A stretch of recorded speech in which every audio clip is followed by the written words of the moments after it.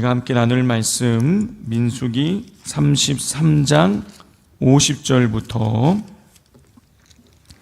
34장 29절 말씀입니다. 33장 50절부터 34장 29절까지 우리 한 절씩 교독하겠습니다. 여리고 맞은편 요단강가 모압 평지에서 여호와께서 모세에게 말씀하여 이르시되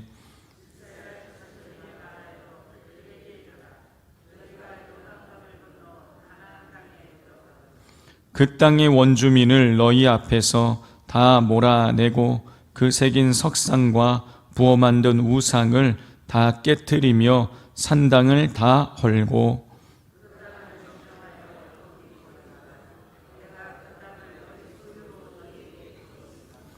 너희의 종족을 따라 그 땅을 제비 뽑아 나눌 것이니 수가 많으면 많은 기업을 주고 적으면 적은 기업을 주되 각기 제비 뽑은 대로 그 소유가 될 것인즉 너희 조상의 지파를 따라 기업을 받을 것이니라.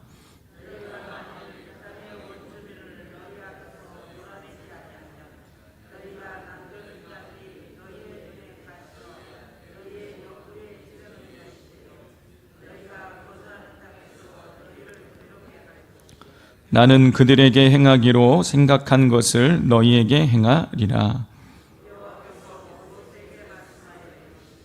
너는 이스라엘 자손에게 명령하여 그들에게 이르라. 너희가 가나안 땅에 들어가는 때에 그 땅은 너희의 기업이 되리니 곧 가나안 사방 지경이라.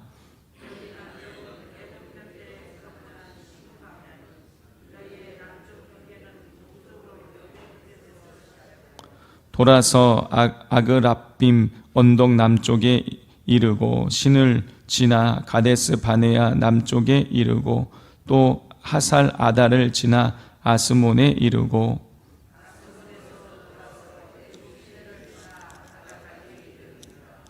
서쪽 경계는 대해가 경계가 되나니 이는 너희의 서쪽 경계니라.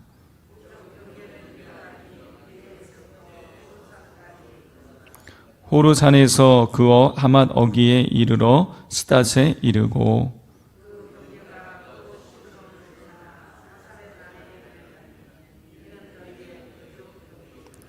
너희의 동쪽 경계는 하살 에난에서 그어 스밤에 이르고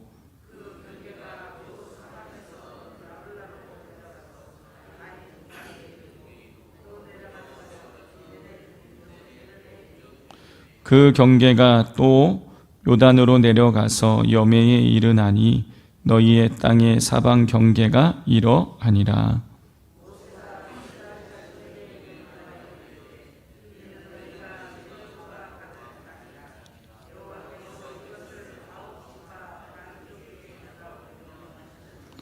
이는 르우벤 자손의 지파와 갓 자손의 지파가 함께 그들의 조상의 가문에 따라 그들의 기업을 받을 것이며 므낫세의 반쪽도 기업을 받았음이니라.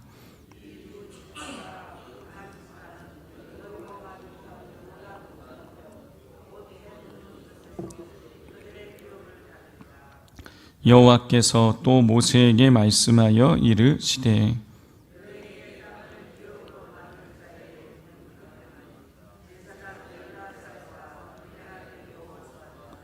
너희는 또 기업의 땅을 나누기 위하여 각 지파에 한 지휘관씩 택하라.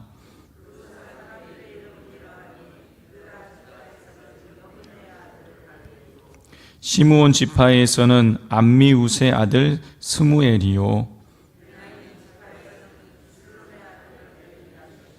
단 자손 지파에서는 지휘관 요글리의 아들 붓기요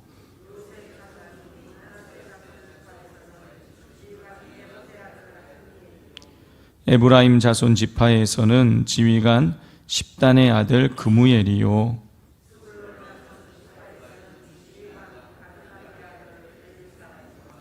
이사갈 자손 지파에서는 지휘관 아산의 아들 발디엘이요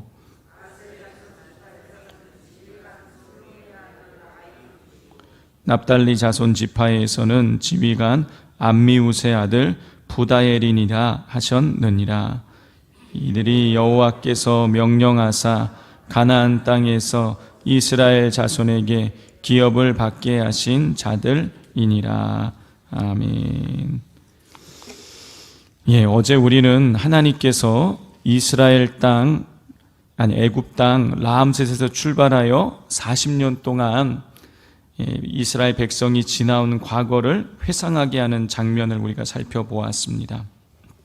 자, 오늘 본문에는 어제는 이제 과거를 우리가 살펴보았다면 오늘은 앞으로 일어날 일, 미래에 관한 일들에 관해서 하나님께서 말씀하시는 것을 봅니다.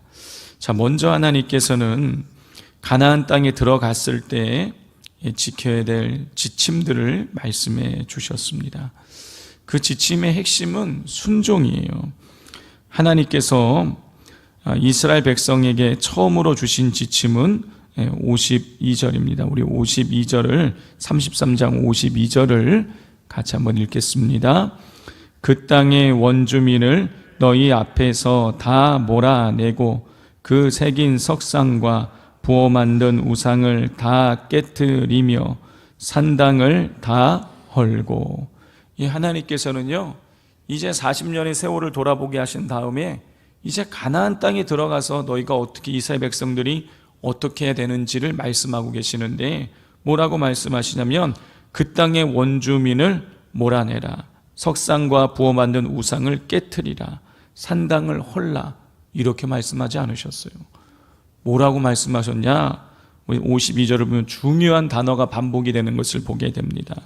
그 땅의 원주민을 너희 앞에서 다 몰아내고 그 새긴 석상과 부어 만든 우상을 다 깨트리며 산당을 다 헐고. 하나님께서는요, 다 원주민을 다 몰아내고 우상을 다 깨트리고 산당을 다 헐라 그랬어요. 하나님은 절대로 타협을 지금 허락하지 않고 계시는 것이에요. 절대로 이스라엘 백성들이 이방 민족과 피가 섞인다라든가 우상을 숭배한다라든가 하나님 외에 다른 것을 섬기는 것을 절대로 용서하지 않았어요. 다 없애버리라는 거예요. 자, 그런데 우리는 어떻습니까? 너무나 쉽게 타협을 하는 것이죠. 이 세상 살아가면서 이 정도 어떻게 안 하고 살아갈 수가 있어.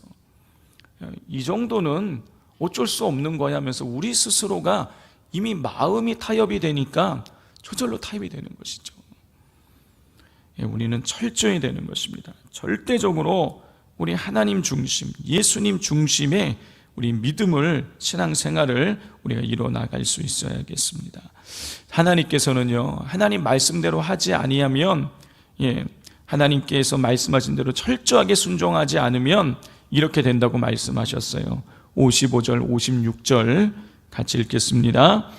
너희가 만일 그 땅의 원주민을 너희 앞에서 몰아내지 아니하면 너희가 남겨둔 자들이 너희 눈에 가시와 너희의 옆구리에 찌르는 것이 되어 너희가 거주하는 땅에서 너희를 괴롭게 할 것이요 나는 그들에게 행하기로 생각한 것을 너희에게 행하리라. 하나님께서는요, 그 땅의 원주민들을 다 몰아내라고 했는데 만약에 이스라엘 백성들이 다 몰아내지 않는다라면 그들이 이스라엘 백성들의 가시와 칼이 된다고 말씀하고 있어요. 찌르는 것이 된다고 하나님께서 말씀하고 계세요. 자, 그리고 가나안에, 그리고 그 땅에 있는 모든 그런 신상들과 우상들을 다 몰아내지 않고 원주민들을 다 몰아내지 않으면 그 땅에 그들에게 행하기로 한 생각한 것을 너희에게 행할 것이다. 무슨 이유입니까?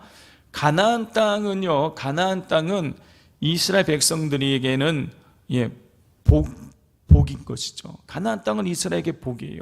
그러나 가나안 땅에 있는 그 사람들에게는요, 이스라엘 백성들이 가나안 땅에 대한 점령은 그 땅에 대한 심판인 것이에요. 하나님께서는 가나안 땅을 정복하게 하셔서 이스라엘이 그 땅을 차지하는 복을 주심과 동시에 그 땅에 대한 심판을 하기를 원하셨는데, 만약에 이스라엘 백성들이 그 가나안 땅에 있는 사람들을 다 몰아내지 않는다라면 그 가나안 땅의 사람들에게 행하기로 한 그 일, 그 심판을 이스라엘 백성들에게 행하시겠다고 말씀하셨어요. 성도 여러분, 하나님께서는요 이미 가나안 땅을 이스라엘 백성들에게 주시기로 작정하셨어요.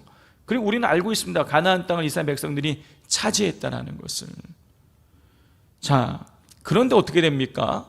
이스라엘 백성들은요 그 땅에 있는 사람들을 나중에 보면 다 몰아내지 않은 결과로 인하여서 그 땅에 있는 사람들에게 계속해서 괴롭힘을 당하는 거예요. 그러니까 이건 뭘 의미하는 것입니까? 복음 받았으나 복을 누리지 못하는 거예요. 아니, 가나 젖과 꿀이 흐르는 약속의 땅, 하나 약속하신 그 땅에 들어갔으니 복음 받은 거예요. 복음 받았지만 하나님 말씀에 철저히 순종하지 않으니까 복을 누리지 못하는 거예요. 사사시대 때예요. 한번 보십시오. 380년 동안 계속 괴롭힘 당하는 거예요.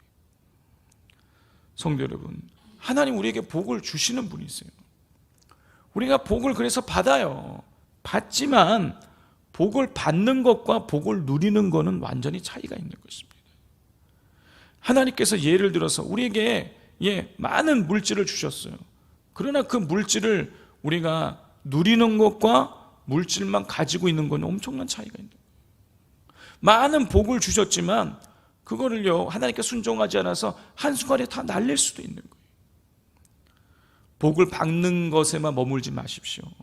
복을 누리십시오.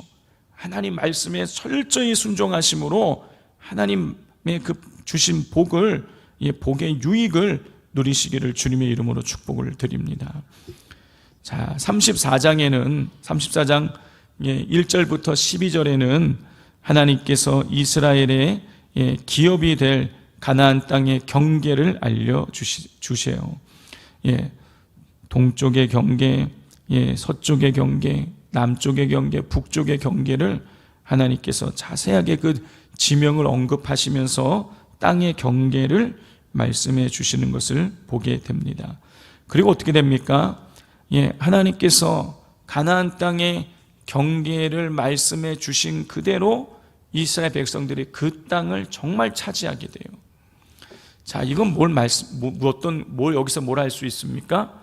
하나님의 말씀은 그대로 이루어진다는 거예요. 하나님이 경계를 미리 말씀해 주셨어요. 근데 그대로 이스라엘 백성들이 그 땅을 차지하게 되는 것이죠. 하나님 말씀은 반드시 이루어지는 것입니다. 그러므로 우리가 이 성경에 기록된 이 말씀, 약속들이 우리의 삶에 이루어지는 거예요. 그걸 믿어야 되는 것입니다. 요즘 우리가 부활절 이후 부활절 주일부터 계속 우리가 선포하고 있는 게 있어요. 예배 시간에 뭡니까? 예수님이 부활하셨습니다. 살아계셔서 당신과 함께하고 계십니다. 예수님 부활하셔서 우리와 함께하고 계시죠. 그리고 우리에게 약속하셨잖아요. 세상 끝날까지 너희와 항상 함께하겠다. 저는요 이 말씀이요 제가 계속 이렇게 선포하면서 매일매일 제가 되뇌이거든요. 계속 되뇌이는데요 정말 너무 은혜가 되는 거예요. 와, 예수님이 오늘도 나와 함께하고 계시는구나. 매일 나와 함께하고 계시다는 그 생각을 하면 두려움이 사라지고 담대해지게 됩니다. 우리 하나님이 성경에 약속된 이 모든 복의 약속들이 우리 삶에 그대로 이루어질 것입니다. 우리가 그러므로 이 약속의 말씀을 세상의 사람들의 어떤 말, 어떤 상황과 환경에 흔들리지 마시고 말씀에 우리 뿌리 내려 살아가실 수 있기를 바랍니다. 자, 또 13절을 보면 하나님은 가나안 땅에 들어가 정착하게 될 9지파와 므낫세 반지파에게 제비를 뽑아 땅을 나누어 주라고 말씀하고 계세요. 자, 제비를 뽑게 하신 이유는 분쟁과 다툼의 여지를 두지 않게 하기 위해서라는 것이죠. 모든 일은 제비를 뽑는다는 것은요 인간적인 것은 다 제외시킨다라는 거예요. 모든 것을 다 하나님께 맡기는 거예요. 하나님께서 모든 일을 주관하시니 그 주권을 인정하고 순종하라, 그런 뜻인 것이에요. 우리의 삶도 그렇습니다. 우리의 삶을 이끌어 가시는 분은 하나님이세요. 우리가 우리의 삶을 이끌어가는 것처럼 여겨지지만 그렇지 않습니다. 내가 내 인생 어찌할 수 없어요. 하나님이 이끌어 가시는 것입니다. 그러므로 앞에 일어날 일을 가지고 우리가 씨름할 것이 아니라 하나님 앞에 날마다 우리가 무릎 꿇어야겠습니다.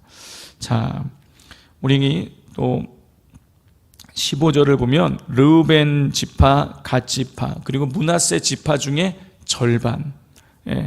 우리가 그래서 므낫세 지파 중에 절반이기 때문에 므낫세 반 지파다 이렇게 우리가 부르곤 합니다. 르우벤 지파, 갓 지파, 므낫세 지파는 요단강 동편의 땅을 기업으로 받을 것이라고 하나님 말씀하세요. 자, 요단강을 기준으로 해서 동쪽에 므낫세 반 지파, 르우벤 지파, 갓 지파가 있고, 그리고 요단강 서쪽에 그러면 이 르우벤, 갓, 므낫세 반 지파를 제외한 9지파 반. 그러니까 우리가 머릿속으로 알고 있는 가나안 땅에는 12지파가 다 들어가 있는 것이 아니라 거기에는 9지파 반이 들어가 있는 거예요. 그리고 요단강 동쪽에 2지파 반, 르우벤, 갓, 므낫세 지파가 뿌리를 내리고 살아가는 것이죠.